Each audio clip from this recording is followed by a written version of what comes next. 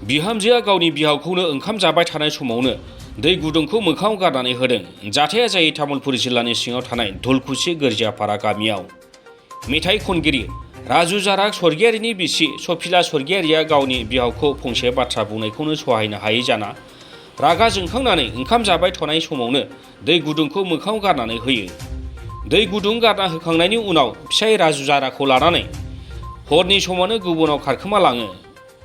दा बिफा जगेन स्वर्गियारिया दै गुदुं गारजानानै गासै मोखाङावनो बेदलाब जाना जखम जानानै दङ आरो मेगन थाइनैबो नुयै जानानै दङ।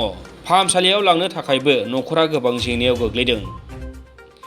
दुखुथिया बिमा बिफाया फिसाज्लाखौ न' फारसे फैफिननो खावलायदों।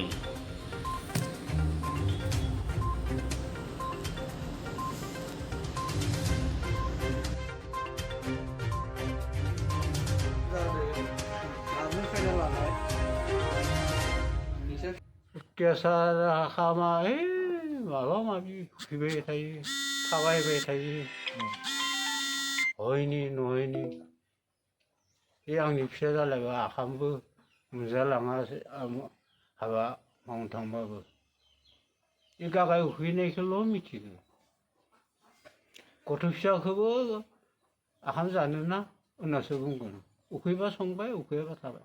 गथ' फिसा बिमादो रायजानो खिनानै मोमो बुंनो हाया। जोंनियाव जानो खिथाबाबो गथ' फिसायाबो जाया। मानो जाया बिमाया रायो मानो जानो नांगौ। बे उखैनो गथ'आलाय मा मिथिगौ। नोंथांनि दे केसारबा बुबाय बायदों नामा? बुनाया बुवाखै सानसे हासिबदोना मा बुहैदो जों। हासिबदो बुदों। गारजानाय बे आखाम जानो खमायो। बिदिनो अत्यासार खालामबाय थायो होमबा नोंथां? गथ' फिसा हामा आंनि फिसा जालाय। होमबा बियो हौवाखौबो खालामो नामा बिदि? हौवायाबोथ' आखामखौनो होजाया खान्थि गैया। खान्थि गैया। बिहामजोनि नामा मा नाममोनलाय? सफेरा। सफेरा। बहानि बिथाङा? गहपुरनि। दा बिहामजो आरो फिसालाया फैफिनबा नोंथाङा बजबना लाफिनगोन ना लाफिना? लाफिनगोन। फिसालाया फैबा लाफिनगोन। बिहामजोखौ नांला? राजु जारालानि काहिनियाव आं फायदो आरो बिसानि बिजामादै जायो आङो। राजु जारालानि बा राजुनि बिसिया बा गावनि बियावखौ दै गुदुं गारनानै होदो आरो होनायाव लोगोसे बिखौ राजु जाराया नायनांगौमोन आरो नायामाखौनो गावनि हिन्जावदों बा बिसिदोनो हरसेनि गेजेरावनो खारलांदो आरो बिनि बाय भुल जादों। बेखाय आं बेखिनिखौ बुंनाय जादों दै। राजु जाराखौ आं बेफोरबायदिनि कारणे बहुत दुखु मोनदों।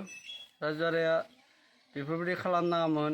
गावनि बिफाखौ नायनांगौमोन।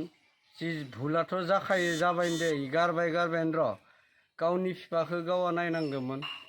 बेखिनिखौ गावासो आरो गिनानै मा बा गावनि बिसिजों खारफालांनायखौ आं बाय भुल मोनदों।